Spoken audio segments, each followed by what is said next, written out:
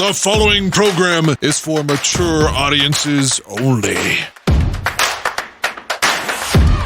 Football talk shows, most of them sound like this. Blah, blah, blah, blah. Not this one. That's because it features the former director of college scouting with the Chicago Bears. He worked on the staff that drafted, the likes of Devin Hester, Olin Kreutz, Lance Briggs. He's the man who takes shit from absolutely nobody. He's Greg Gabriel. Gabriel joins longtime Chicago sports reporter David Schuster. And this is, accordingly, Gabriel Schuster Talk Bears. And welcome into the third edition of the Gabriel Schuster Podcast. I am David Schuster, and he, of course, is the longtime NFL scouting director and all-around guru, Greg Gabriel. How are you doing, Greg? I'm doing good. How about you? I'm doing just well, thank you. And let's start, first of all, with news of the XFL. And, of course, you were involved and are still involved, I should say, with the Washington franchise of the XFL. And a lifesaver was basically thrown to the league the other day. It still has to be approved by a bankruptcy judge, but why don't you update us with what's going on with the XFL? Well, The Rock, Dwayne Johnson, a capital group, I think it's called Redbird Capital, and The Rock's business manager, who happens to be his ex-wife, Danny Garcia, bought the league for, I think, a figure of $15 million, if I'm not mistaken. Which is seems like a good deal. If I had $15 million, I would have done that because it's a good deal. But I'll never see the 15. I've been in talking to people over the last couple months. We always felt confident that something was going to happen, that was going to continue and be bought. From what I was told, there was some groups that had high interest as soon as last week and pulled out. Some say it's the networks. I don't know exactly for sure if the networks were involved, but some say Disney and Fox. And the reason they did pull out is because of the uncertainty in the future going forward with no vaccine with the pandemic. So they pulled out. Now at $15 million, you might be able to park the league for a year, and it's really not going to cost you a lot of money, and then you have it going forward at a very inexpensive price. So, but in talking to people that had held the same position that I had, I was a director of player personnel of the Washington franchise. The general managers were the head coaches, but nobody from whom I've talked to at any level that was in the league has heard from the new owners yet. And I think that's because until the sale is approved by the bankruptcy judge, they're keeping things close to the vest, so to speak. Jeffrey Pollack, who was the CEO and president of the league, he has supposedly been rehired as the CEO and president of XFL 3.0, so to speak. I don't think Oliver Luck's going to be involved as commissioner. I liked Oliver a lot. He was very easy to work with. I got to know him pretty well. I don't think he's going to be involved.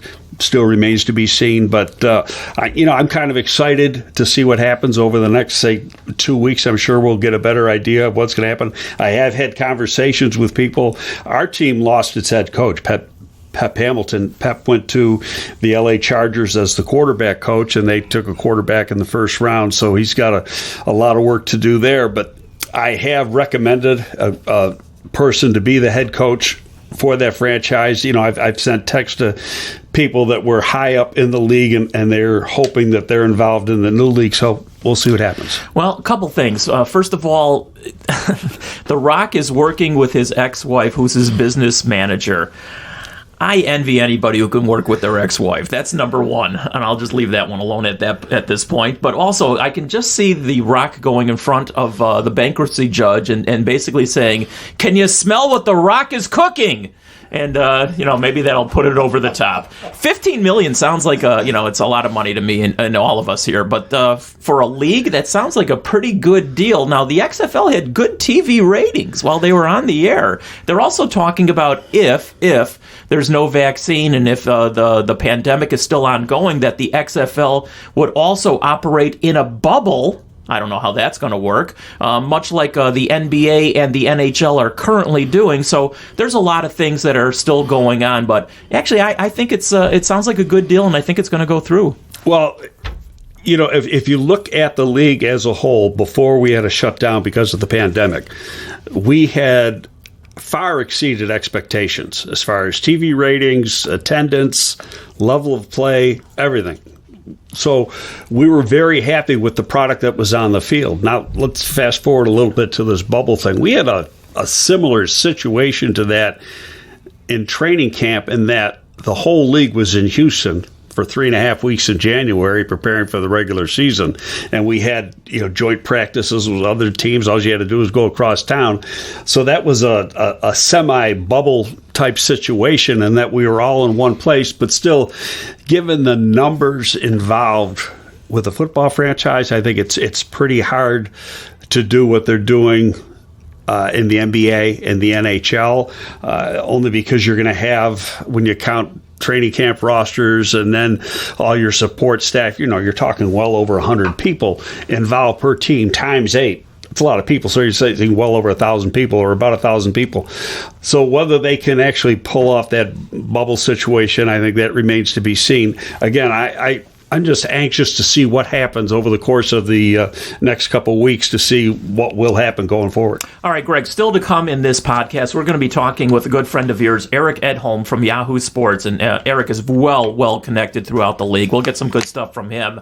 But we also want to talk certainly about the Bears. The Bears are about to start their training camp. There will not be any hitting, I'm told, in practice, for at least a couple of weeks. So we're going to talk a lot about that. But obviously, the first and foremost thing when you're talk about the Bears going into their training camp is the quarterback situation. And earlier this week, last week, the media had a chance to talk to the two quarterbacks that are vying for the starting position, that being obviously Mitch Trubisky and Nick Foles. And we're going to hear from them in just a couple of seconds. But what do you think going into training camp? How do you think the coaches are looking at that battle? I think from the public perspective, and what they're saying is that it's going to be an even battle. Having been in those situations, I don't think it's going to be an even battle. And I'm with you. I think, given the situation of what we are going through now in today's world, you had no off-season program. In fact, going back to what you just said a few seconds ago, right now is the off-season program, this acclimation period that they're going through. That's basically getting in shape, doing the stuff they would have been doing during the off-season program in May and in OTAs in June. So that's being covered now. Then you're going to get into you'll have probably shells and helmets, but not full pads, and you'll have some offense versus teamwork. Again, that'll be more like your OTA period. And then you'll get into about another week and a half to 2 weeks of, quote, training camp where there's all-out contact. So it's going to be a lot different than anything we've ever seen. And then also, the interesting part is, as media members, we've always been able to go out to different practices and kind of look at the squad yourself and say, okay, this guy's going to make it, this guy isn't. Who looks better than who, and you can report or write what you see. That's not going to happen this year. You're not going to see a thing, at least the way it's set up right now. And so you'll find out what's going on opening day when the opening kickoff is, and then you're going to be able to say, did they make the right decision or didn't they? So there'll be a lot of second guessing, obviously. All right, Greg, let's hear from the two combatants, if you will, both Nick Foles and Mitch Trubisky, and we'll start with the veteran coming into training camp, that being Nick Foles. And initially he talks about he's not really worried about either being a starter or a backup. I'm just going out there, and if I'm working the second team, third team, first team, let's just play ball, man. I love this offense. I love the verbiage. I've been in this offense. I know what I can do in this offense. But all that stuff gives me is wisdom. Wisdom to go out there and help my teammates, to help Mitch, to help Tyler.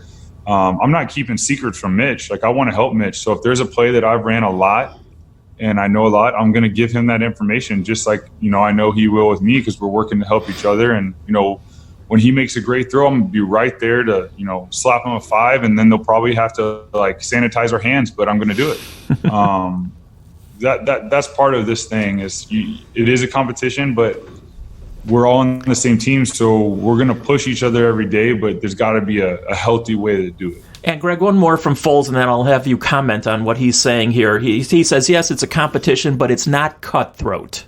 And whoever's the best person at executing this offense that can help the Chicago Bears win games and lead this team should be the starter, and then the other guys will be there to support him. And if for some reason that starter gets hurt, then the guy who's behind him will go in, and he will lead the team, and then the other guy. That's how the best teams play. That's how the best teams work. I don't just say that I've been on those teams. I've seen how it works, and that's how I approach it. And that's what's important to me. And as you can see, I'm pretty passionate about that. I'm pretty passionate about helping people. I'm pretty passionate about developing relationships. I've seen it done very well, and I've seen it done very poorly. So I can pull from each way. Greg, sounds like your backup quarterback to me. What do you think? I was going to say the same thing. I had not heard that cut at all until right now.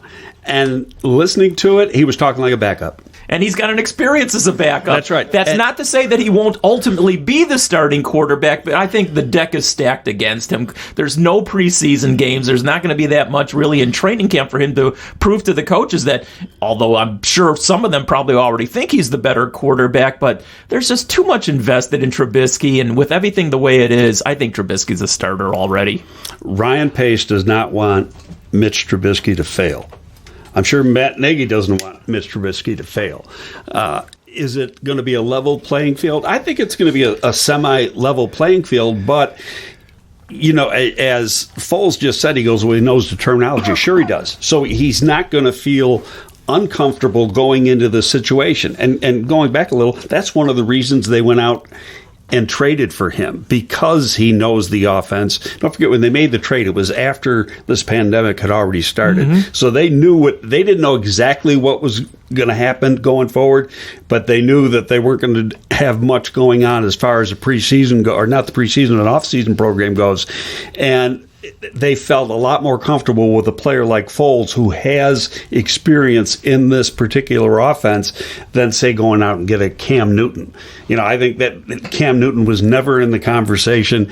And then, as we talked about in our last podcast, 31 other teams said no to Cam Newton until just a few weeks ago when the Patriots signed him. Yeah, that'll be really interesting. I'm going to follow that story in New England. We're going to talk about all the opt-outs, and I don't know, eight guys have already opted out, and we're going to talk about that whole thing, not only in New England, but around the league. But let's hear from Mitch Trubisky now. And interestingly, a couple of cuts from him. And by the way, even though we don't have it on tape, he basically is saying, I am the starter, get away from me. That's you'll feel this from the two actualities we're about to play. But initially here, Greg, and it's interesting, he's worked on his footwork, he's worked on his mechanics, and he says mechanically he's already a better quarterback. It's been really fun. I feel like my motion is better. I feel like I'm more in balance and the ball's coming out more accurately. So I'm confident with where I'm at right now and how all that work has helped me this offseason. So I'm excited about it. All right, well, the proof is in the pudding. We'll just have to wait and see. And one more from him. He says even though he thinks he's going to be the starter and he's already anointed himself,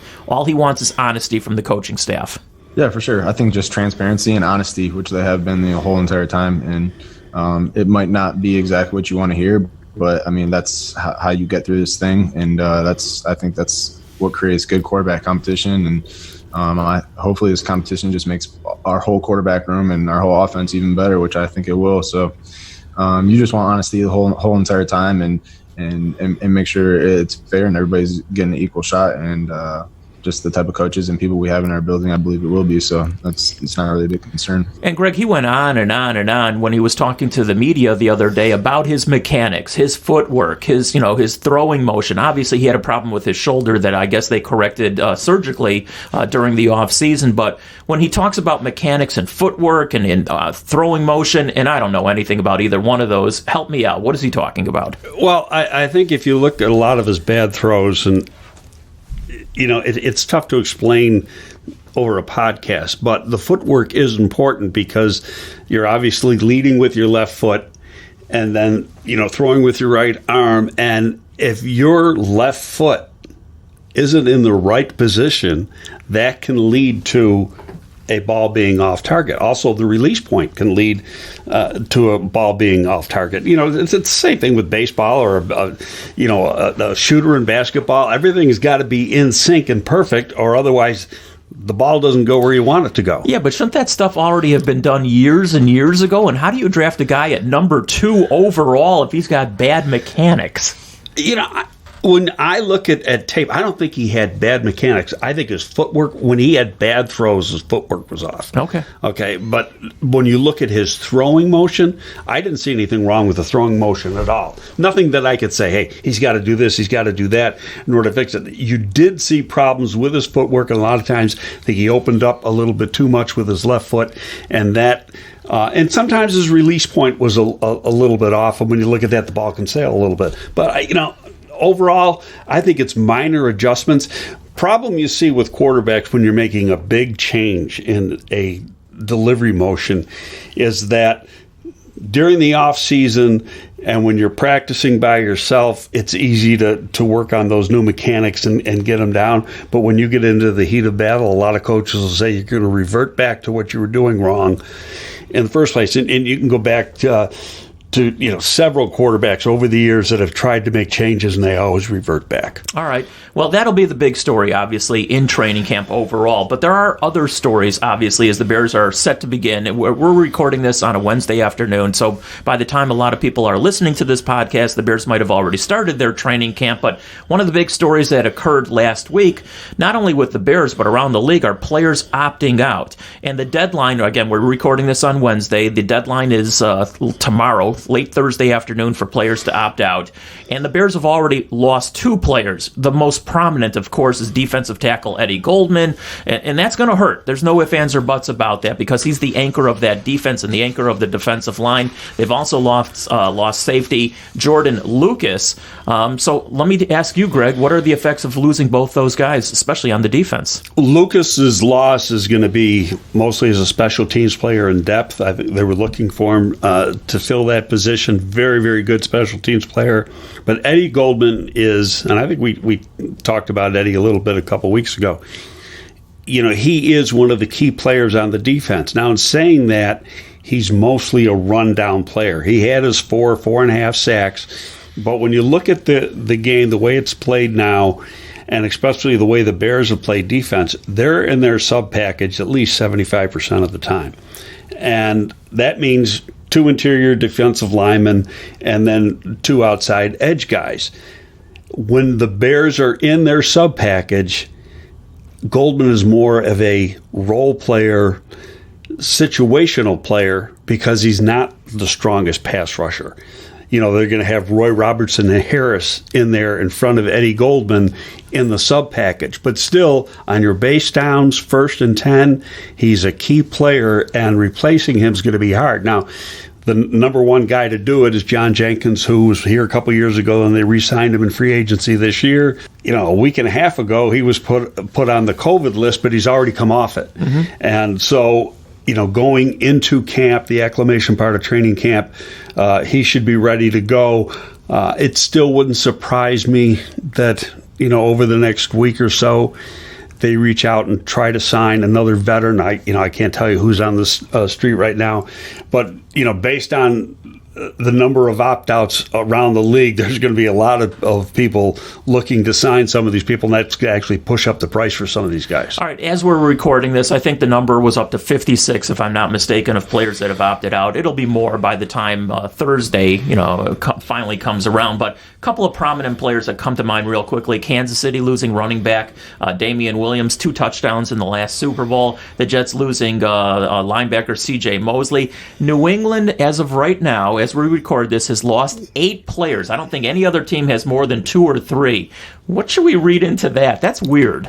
There's a lot of people think that Belichick is behind this and that, it's Tank City so they can get the quarterback from Clemson, Lawrence. I don't buy it. I don't buy it. I worked with Bill for 7 years at the Giants. That's the most competitive guy you'll ever be around. And I don't even think the word tank enters his brain at any time, at any time frame at all. That's not going to happen. He's going to try to win every game he's involved in. He's going to go with what he has, and he'll just forget about the guys who aren't there. Yeah. All right, listen, so much more for us personally to get to, but we're going to take a break here real quickly, and when we come back, we're going to hear from Eric Edholm from Yahoo Sports, good friend of yours, good stuff in store. Stick around. We'll be right back. Don't miss any future Gabriel Schuster Talk Bears podcast or any one of the other over a dozen podcasts the Barroom Network has available.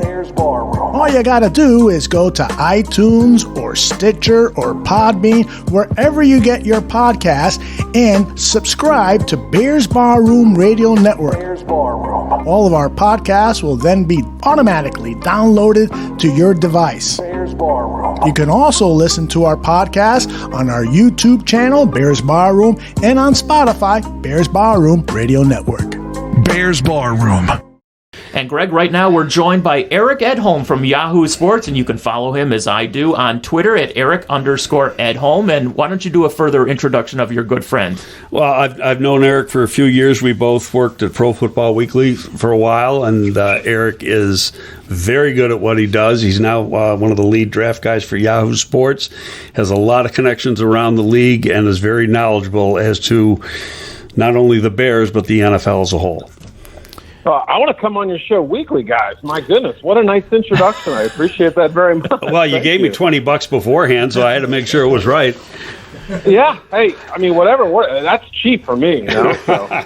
Hey, Eric, I know you want to argue about, or at least debate, if you will, about the Nick Foles, Mitch Trubisky situation, and Greg and I have already done that. We've already come to the conclusion that Trubisky's going to be the starter, but we'll get into that in just a second. But I've been reading a lot of your stuff on Twitter, and it seems like more and more college players are already opting out of playing, if there is even a college season, to get ready for if there's an NFL season next season. That's a lot of seasons in that line right there. But are you following that more and more, that a lot of guys are just going to bypass their college career and just try and get ready for the pros? Yeah, I mean, I broke the news last night about Micah Parsons, the fantastic Penn State linebacker. He hasn't officially announced yet, but I was told with certainty last night that he was going to be opting out of the season. We've already seen Caleb Farley, a cover man from Virginia Tech, who I think could end up being a first-round pick.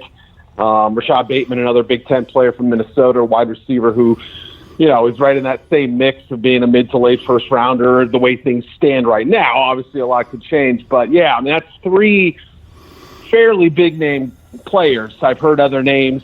You wouldn't be shocked to hear Penny Sewell from Oregon, the left tackle. I know Justin Fields from Ohio State came out and sort of defiantly said he's playing, but conditions change, situations change quickly. It wouldn't be shocking, obviously, to some people if there wasn't even a college football season or not a complete one. Yeah, I think, look, I mean, I don't blame the agents, but I know they're hovering. They're swooping in and sort of reading the room and seeing what's happening. And, a lot of these guys are kind of weighing their individual futures. And, you can't blame them for at least investigating it, looking into the possibility of just trading and preserving their bodies and, risking, missing a season if there is one. Eric, just watching this from the outside, it wouldn't shock me that some of these guys, especially guys that are valued highly by the NFL, start off the season, and depending on what their team is doing, could decide to opt out the rest of the way. There's no money involved as far as contractual money or anything like that. So, it's not like there's going to be a deadline to opt out with college football players. So it wouldn't shock me if a team starts off with a losing record, and a lot of these teams are going to end up being, playing just 10 games, and they might, once we get into it, might not even be 10 games. That, right. If they start off 2-4 or 1-3 or something like that, then they're going to say, screw it. I'm getting ready for the NFL. Yeah, no doubt about it. I mean, I think that's a very high possibility. We could see this trickle into the season. And you're right. I mean, Nick Bosa essentially did that a couple of years ago, right? I mean, there was a core muscle injury. That's not necessarily considered a serious injury, but it's one that can linger. And after basically 2.5 games, he just said, all right, I'm pretty much preserving my body and resting for the entire season. But he did have surgery. He had surgery too, though. True. So that played into it. Yeah, no, I mean, Miles Jack, same thing a couple years back. I mean, I'm not trying to throw anybody under the bus or say it was, but that mindset has now existed for a few years among those elite prospects, those top tier guys. So the fact that, we have more conditions that are unknown, in a landscape that is very much kind of the Wild West right now, I wouldn't be shocked to see that kind of thing happen that you just laid out.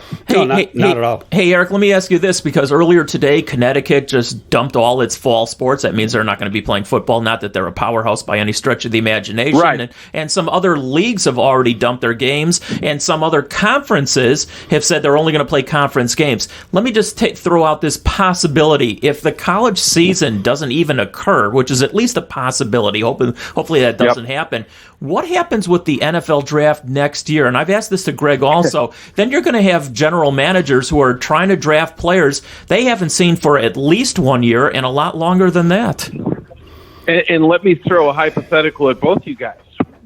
What if there's no NFL season? I still think there will be, but what happens to the draft order in that situation, right? That could create some unbelievable chaos. We'd have to kind of go back to the 2005 NHL draft when Sidney Crosby was coming out. They didn't have a season because of the lockout the year before, and they went to this sort of strange lottery. So, yeah, I mean, there's obviously a lot of unknowns. But back to your question about the prospects, I mean, I think in the case of certain players, I don't necessarily think Trevor Lawrence from Clemson is a perfect prospect. I mean, not the guy that everybody was making him out to be after his freshman year, but still, there's a lot to like about him, and I don't think it's going to affect guys like that. But maybe Justin Fields, if he decides to change course at Ohio State, if he doesn't play, maybe there's a little bit more doubt. We don't know if Trey Lance is going to be, playing this year. He's, they're obviously moving to the spring, and so, that could be, he could be an opt-out candidate as well. It's going to be tough, but the more players that are on that opt-out list or who play, like Greg suggested, possibly only part of the season, the more that new normal becomes, sort of accepted, I think. I don't think it's going to be held against guys like when the first wave of players skipping bowl games happened. What is this going to do? Well, eventually people got over it. Christian McCaffrey and Leonard Fournette were both top 10 picks. I mean, there's plenty of examples. So I'm sure, as Greg would tell you, it's a lot tougher, though. You don't have that recent tape, and that last year jump or fallback can obviously affect the guy's stock quite a bit. Well, if there's no college football, the only thing you can rely on is the tape from the 2019 season. Right. And then obviously workouts are going to come into play, but you don't want to put too much stock into workouts because that's not real football. But, and let's just turn the page a little bit here and go to the XFL. This is where I think if we do have an XFL, being that it was bought earlier this week and there is an XFL season next spring, I think you're going to see a number of players, especially from these FCS level schools that have already said they're not playing football this fall. They're going to push it to next spring. I think you're going to see a lot of those players try to get in the XFL if the XFL does in fact play next spring. Wouldn't it be fascinating? I mean, I quoted Urban Meyer in the story that I wrote a couple weeks ago about how spring football could really affect the 2021 draft. And so the idea of some of these smaller schools or FCS schools that do shift their seasons. And Urban Meyer brought up a good point that I hadn't thought about, which is kind of that 1,000 snap limit that they try to put on players. And he basically said, look, if you have college football players playing a football season in the spring and then trying to go right into mini camps and then play a full season in the NFL, their body is going to break down. Their studies have shown over years at Ohio State that when they push players past that 1,200, 1,300 snap mark, including practices and everything else, those live snaps, it really sort of put guys in risk of how many injuries they had and how prone they were to getting hurt. So I don't know if that would factor in with the XFL, but it would be a fascinating developmental platform for a lot of these guys, especially the ones, like you said, from the North Dakota States and the UW Whitewaters and those types of schools. Right, and I'm referring really specifically to the FCS level schools. Correct. Okay, and now you can throw in Connecticut. And one of the reasons I think Connecticut dropped football for this season is because they weren't in a conference. They didn't have any games to play. Most of these conferences are playing conference-only games. Connecticut had nobody to play based on the fact that they were, had no conference affiliation. Now, Notre Dame was in the same boat, but they were in the ACC for all the other sports, so the ACC just brought them in for football, and that was good for football. Connecticut isn't Notre Dame. Right. And I will say this.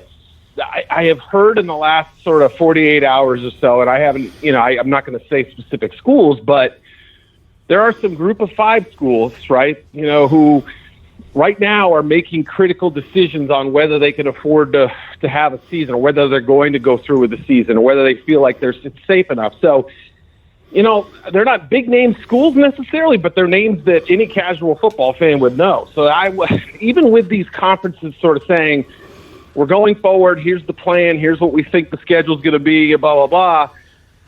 I don't know that it's set in stone for some of these schools. I really, really don't. And I fear that there may be some others that who are in conferences who could fall into that situation. All right, so Eric, both Greg and myself, we've already broached the Nick Foles, Mitch Trubisky situation, and that's the number one story with the Bears going into training camp on top of Eddie Goldman already opting out, obviously. But we also already heard from both Foles and Trubisky, who talked to the media earlier this week. Foles basically sounding like he's a backup again, and Trubisky basically anointing himself the starter, even though nobody else really has. Although Greg and I both think that's what's going to happen. And Trubisky went out of his way to say, well, his mechanics, he worked on them all off season, and he's going to be better mechanically. The fans don't care about that. They just want to see a good quarterback. But what are your thoughts about the Foles-Trubisky situation coming into the Bears training camp? Yeah, I think had you asked me that question in May or whatever, not knowing where we'd be today and everything, I probably would have said, boy, Foles has got a great chance to win it. That was sort of my thinking over the late spring and early summer. But as we got closer to camp and it was clear that these facilities were going to be shut down to a certain point, that these are only going to be virtual meetings. And Greg, you and I talked about it on the phone a while back, like it is kind of tilted back in Mitch's favor. And the fact that, Nick has so much experience being a backup and being called on in tough situations and thriving in those situations, as much as the Bears paid for Foles' contract and also giving up, a pick in trade, I've started to come into your camp now. I'd love to be able to sit here and say, no, Foles is going to get the job. But with this small a window, I think I've shifted over to your side on this thing more and felt like there are still people in House Hall who want to give him that last shot and feel like if they can keep his confidence high, they can get something out of him. You're not being fun. We wanted to argue. But that's no. I know. I know. All right, here's the deal. But here's the thing, how long a leash does he get, you guys? That's what I want to know from you. Does he... Not very. Does he get 4 starts? Does he get 6? Does he get a season? What does he get? There's always going to be that lingering Foles presence there somewhere. I think the leash is going to be very short. And as we discussed previously, when you look at the play history of Nick Foles is at his best coming off the bench.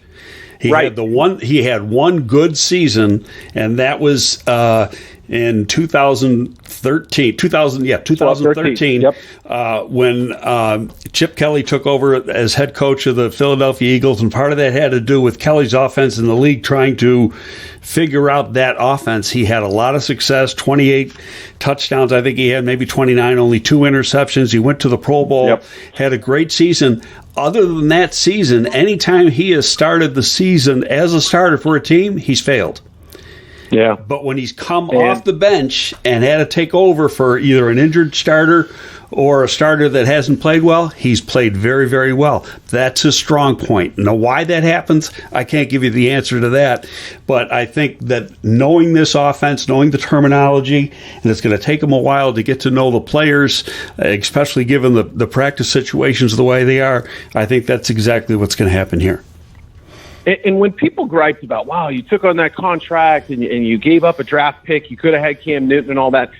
I mean, I get that argument on the surface, but the way you just described it there, which is the fact that Foles is a little bit of a different dude, right? He's been on some different teams. He's been in this system before. The familiarity with some of the Bears' assistants has to have played into it, obviously.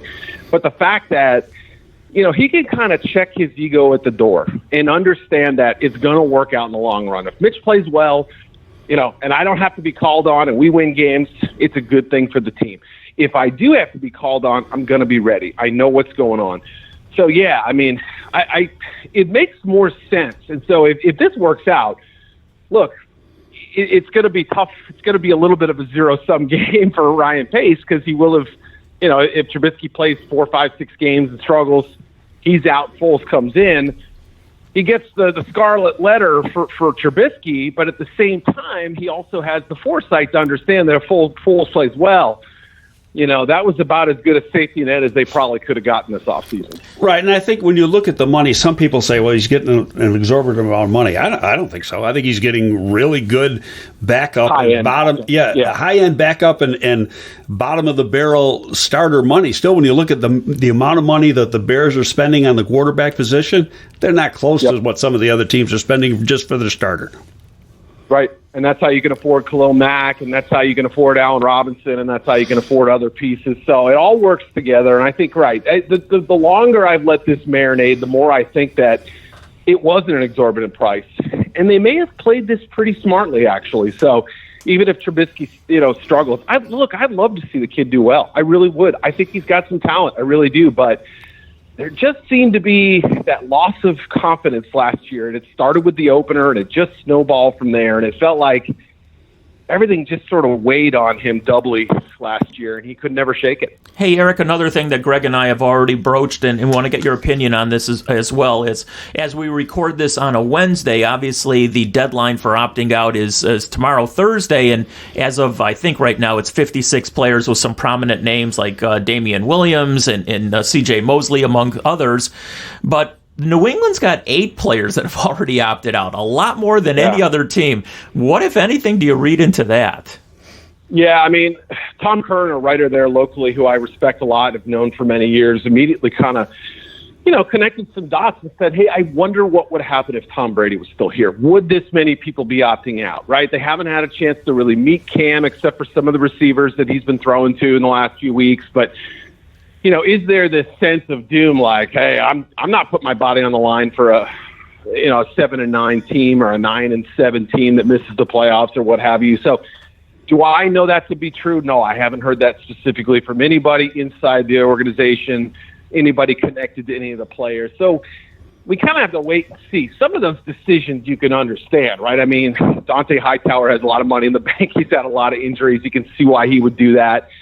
You understand, obviously, the guys with pregnant wives or expecting wives who are, delivering sooner. They just had babies. They want to, I get it, right? You have to really be cautious about certain things. But, obviously there were some decisions on that team and other teams where you say to yourself, I wonder if there's something else at play here. I mean, it's really hard to speculate because we're talking about individual decisions that are going to be different for all these guys. But, yeah, I mean, when I was sort of polling people around the league before the opt-outs started happening, I was told probably double digits, probably not triple digits in terms of the number of players who would opt out.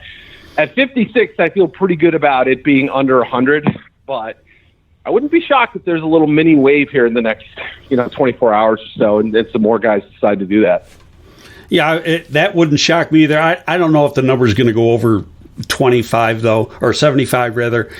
And listening to what you were saying, and I don't want to bring up the writer's name, but, I was talking to a prominent writer, and a lot of this was with the early opt-outs, not any within the last couple days. Most of the players who have opted out, and this isn't all, but most, have guys who have gotten a lot of bonus money in the last 12 to 18 months.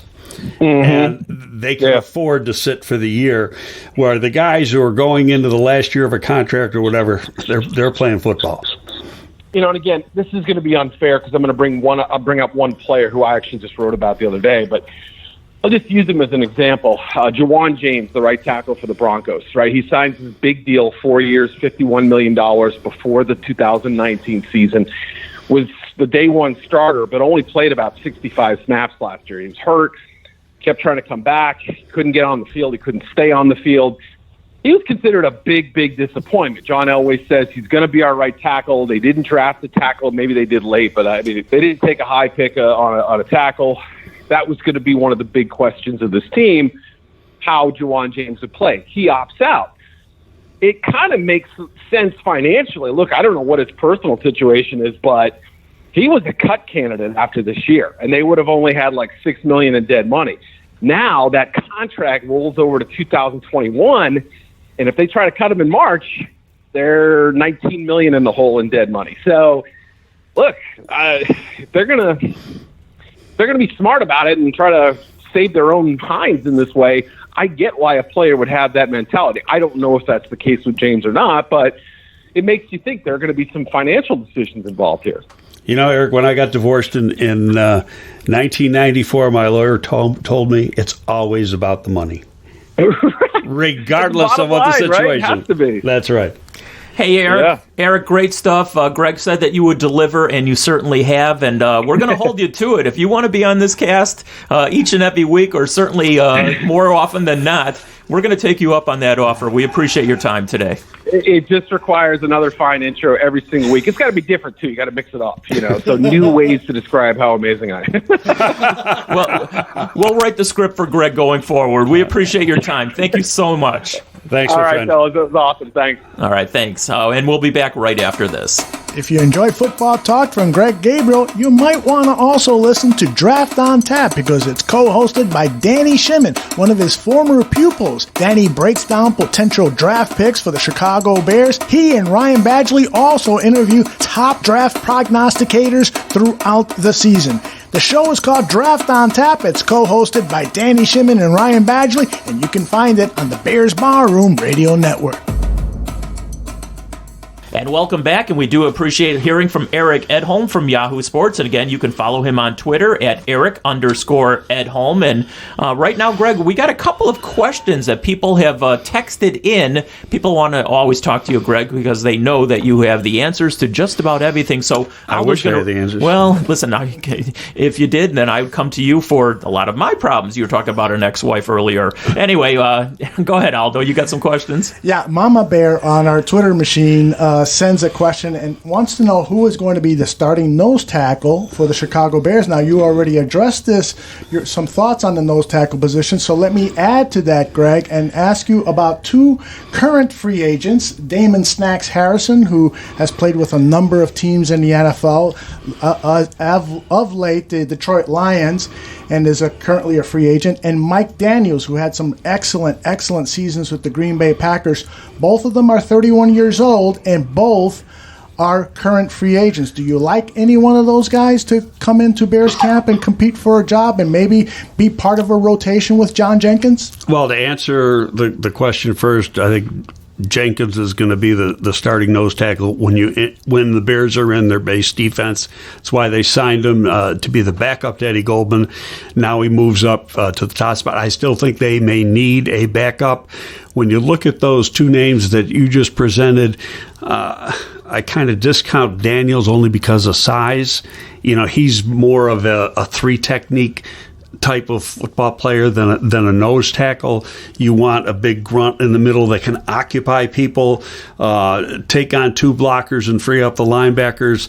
So if I had to have my choice between Harrison and Daniels, I'd go with Harrison. But again, that's going to be the pro department's decision. And then, who else is trying to sign those players and what's it going to cost?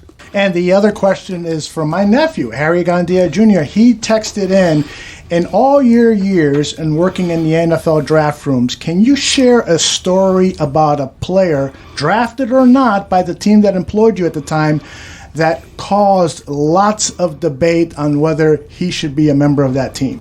I'll answer it this way. Your decisions on who to draft are generally made before the draft. Your arguments are made in the meetings leading up. And the player that created the most debate was Simeon Rice when I was with the New York Giants. And when I say the most debate, the debate carried on for a day and a half. And mostly between the head coach of the Giants at the time, Dan Reeves, who did not, and I can go into a funny story, and as long as we got all the time in the world on these podcasts, I will. Dan Reeves did not want Rice. The scouting department did want Rice. We wouldn't have gotten him anyway. He went, I think, number 2 overall or number 3 overall. We had the 4th pick. And so, during the course of the battle, Reeves kept saying he can't play. He's only got one move, yada, yada, yada. So let's fast forward because we didn't get him anyway. He's the first-round pick of the Arizona Cardinals, and the Giants have to play the Cardinals during the season. So the offensive line coach at the time goes to Dan on Monday as they're getting ready to put the game plan together and said, Dan, we're going to have to either keep a tight end in or a back end to chip Simeon Rice because he's going to kill the quarterback. Reeves gets irate and he says, you block him with the tackle, he can't play, he stinks, that's why I didn't want him in the draft. He says, okay. So fast forward to the game on Sunday. Before the first quarter was out, Simeon Rice had 2 sacks and the quarterback was out of the game. Unbelievable. It's a great story. All right, Greg, I know another topic that you wanted to talk to everybody about is the added cap space due to opt-outs, but it might not be just as simple as that. Why don't you pick it up from there? Well, originally what people thought was the proration on signing bonuses was still going to be carried into the cap this year. So let's say you signed a guy last year and then he opted out this year and you gave him, just to use simple numbers, you gave him a $5 million signing bonus. That $5 million signing bonus on a 5-year contract is prorated as $1 million a year for each of the 5 years. Well, that $1 million for 2020, many thought was going to be carried over into this year's cap. The only part that you're losing is whatever his salary was for the year. That's not the case.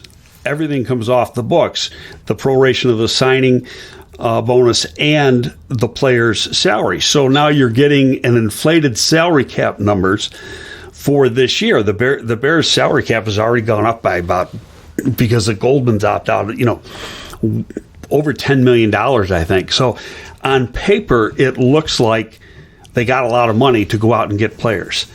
That's a false feeling right there. It's not like that money's gone away. It's there. It's just not being counted this year. And you have to, when you're doing new contracts or you go out on the street and try to sign somebody, or even you try to renegotiate a contract or extend the contract of a current player, you still have to figure that contract into play because it's going to take effect again in the 2021 season. And on top of that, nobody knows what the cap's going to be, and the cap could go down next year. So you have to be very, very careful with how you spend your money. It's not an open credit card. It's not free money. And that $10 million really isn't there. It's just on paper, and that's it. I get it. All right, let's talk about the NFC North. We'll broach it a little bit, and as the weeks go on, and again, what we're going to do here on the podcast, certainly when we get into the season, I can't wait for this season, especially the beginning part of the season with no preseason games.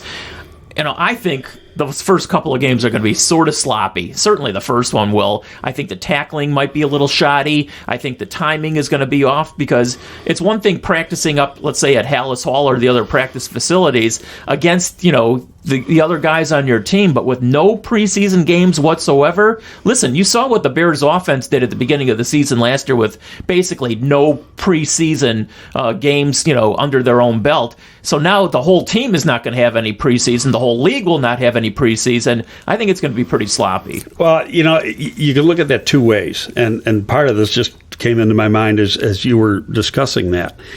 Yes, I agree that it's going to be some sloppy play. Tackling could be poor. On the other hand, because, and there's a lot that comes into this, practices are totally closed, so you don't have media reporting on what's going on in practice, who's good, who's not good, whatever. Teams that have new coaches, their opponents the first couple of weeks are going to be totally clueless as to what those teams are going to do offensively and defensively. You go back and say, okay, the defensive coordinator is so-and-so, and this is what he did, or, as a coordinator somewhere else, or if he was a top assistant in other places, this is what they did. We can assume they might do that, but we don't know for sure. And offensively, you have no idea how they're going to call the plays, who's going to be lined up where, because you have no tape at all of which to look at, those particular players. And I think also when you look at Matt Nagy, and the way he ran the offense his first year here in Chicago in 2018, caught some teams off guard with the offense, and they were able to put some big yards up. I think that could play into the Bears' hand again this year because of all the different new players, especially at the tight end position. I think you're going to see, we said this before, I think you're going to see a lot of 12 personnel, meaning one running back, two tight ends, two wide receivers, and not three wide receivers. All right, so my next question is, and I don't know if there's, it's just a guess at the answer here, but with no preseason games and not as much practice time, and certainly not as much hitting in those practices, does the offense or the defense have an advantage when the season starts? Is there any guess on that? I think the defense always has some sort of an advantage because there's more athleticism, so to speak, on the defensive side of the ball.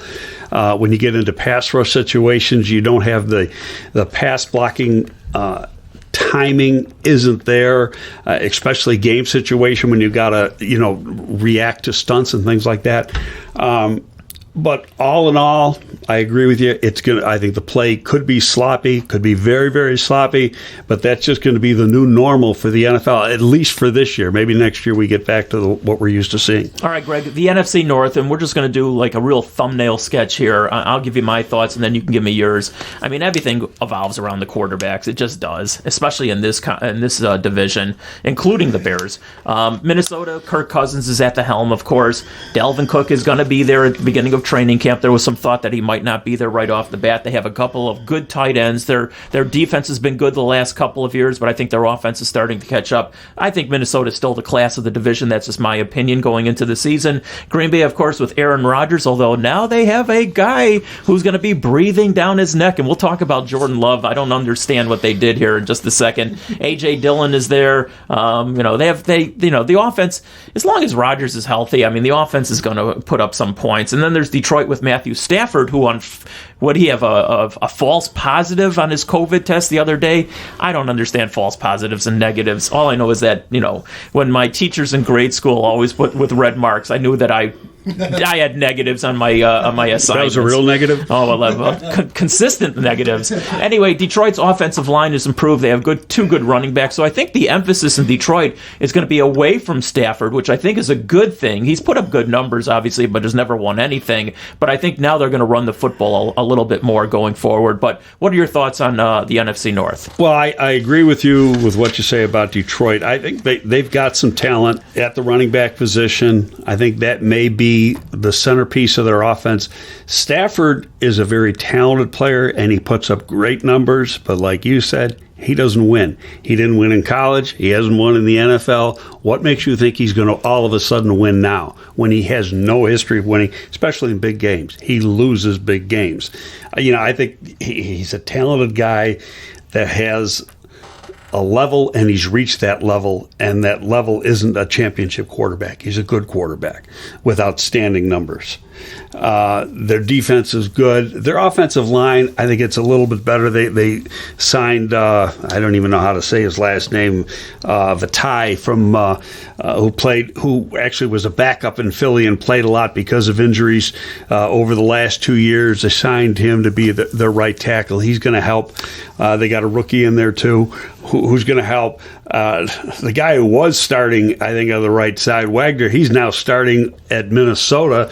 So who's wrong on that decision? Was Detroit wrong in letting him go, or is Minnesota wrong on signing him?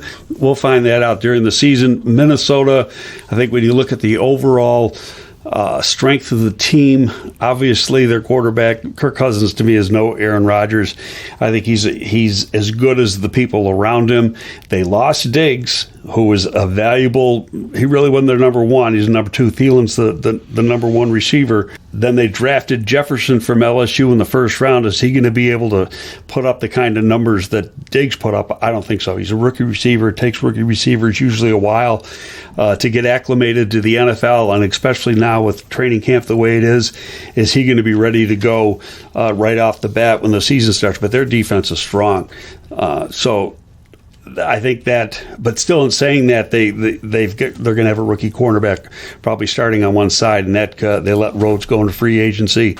Then Green Bay, they're as good as Aaron Rodgers is going to, or they'll be as good as Aaron Rodgers is, and I know they tried to shore up the offensive line a little bit with Wagner.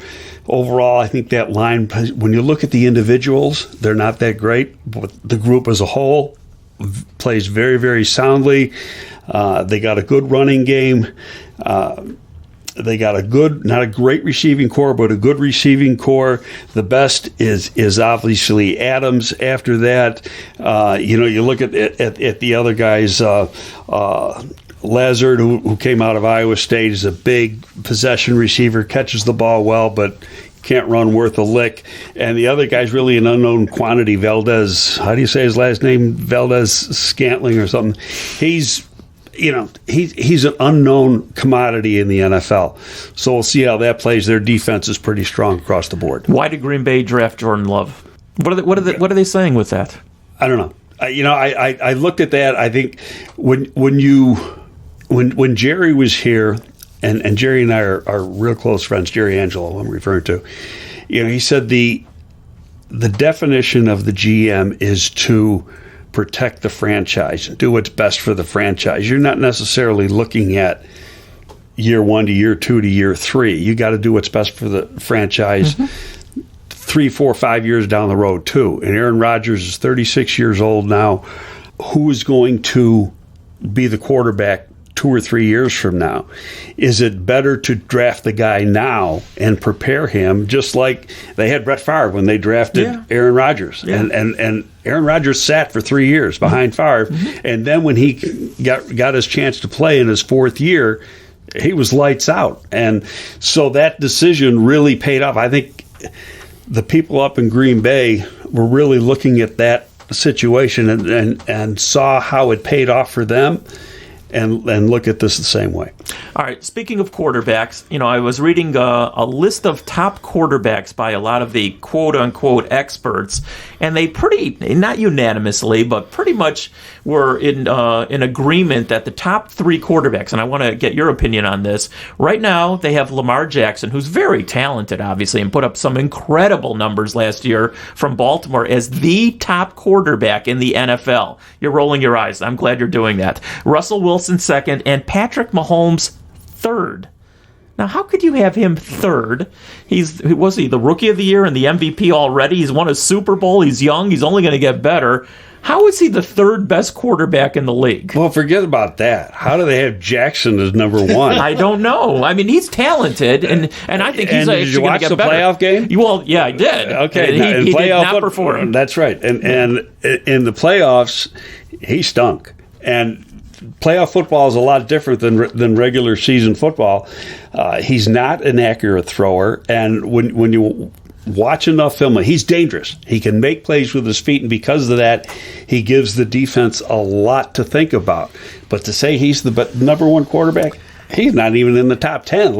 Maybe for rotisserie players, he might be ahead of Mahomes. I don't even know if you if you want to say that, because you're going to use yards rushing like and throwing and whatever. I mean, he put up fine with that. A boatload of numbers, but I don't know. I'm glad you rolled your eyes, and I'm glad you got your opinion on that. I'm going to put Mahomes and Rodgers as the 2 top in my mind. Okay. When we were talking to Eric earlier, he was talking about some players who are still unsigned around the league, and there's a couple of very talented wide receivers, at least talented from what they're potentially and have done in the past. One of them is Antonio Brown, who is going to be suspended the first 8 games, no matter what. Another one is Josh Gordon. Can you see either one of these guys signing? And Pete Carroll is one of those coaches, much like back in the day, Oakland always signed these renegade kind of players. They were known for doing that. And I think nowadays maybe Seattle and Pete Carroll might be that kind of franchise that signs renegade kind of players. I mean, Josh Gordon's very talented, also has a ton of problems. Antonio Brown, obviously talented player. He has his own set of problems and is going to be suspended the first 8 games. Do you think either one of these guys eventually signs? Yeah, I can see both of them getting signed. Josh Gordon first. Josh Gordon's problem is addiction. Yeah. Okay, and he can't overcome that problem. It's not that he's not trying. He can't, and I think given that he will always at least get an opportunity. Brown, on the other hand, is a cancer, and he's nuts. So, when you watch, just watch his tweets. How he 2 weeks ago he retired. He was done. Football's behind me, and now he gets an 8-game suspension. Well, I'm ready to come back after the 8 games. I'll accept the, and he picks up a new agent who is not one of the upper echelon of agents, good agent, but not one of what you call the upper echelon of agents. The guy who dumps him is Drew Rosenhaus, who's one of the best. And when Drew dumps you, that's telling you something. That tells you a whole lot. Somebody may, but look what happened in Oakland. And they were laying out the red carpet for him, and it didn't work. And there's a reason why he got drafted in the 6th round. These problems go back to when he was in college. Mm-hmm. This isn't something that's new over the last couple of years. All right, one more free agent, not a wide receiver, Jadeveon Clowney. I think he's unsigned as we're recording this. Right. Do you think he eventually gets signed by somebody? Yeah, I think he'll get signed probably within the next couple of weeks. With him, it's the medical. And is it how healthy is he, and can you get a full season out of him? He was looking for some big dollars. And then when we saw some of the contracts like Bosa got just recently and stuff, in his mind, his price tag may have even gone up. And teams, where we are now, we're in the first week of August. They don't have a lot of money to spend. And then go back to what we were talking about before. Even if you do have some excess cap dollars because of opt-outs, you got to be careful with how you spend that because it carries over into next year. Hey, Greg, as always, time has flown by on this podcast, but as also, once again, I learn every time I sit next to you or have you on the phone, I learn something about football, so I appreciate it. Do I got to pay you now? Yes, you do. Somebody's got to pay me. I don't care where it comes from. Daddy always said, don't do anything for free. Anyway, I love doing this with you. You know that, and I'll look forward to doing this again next week. Sounds great. Thanks, Greg.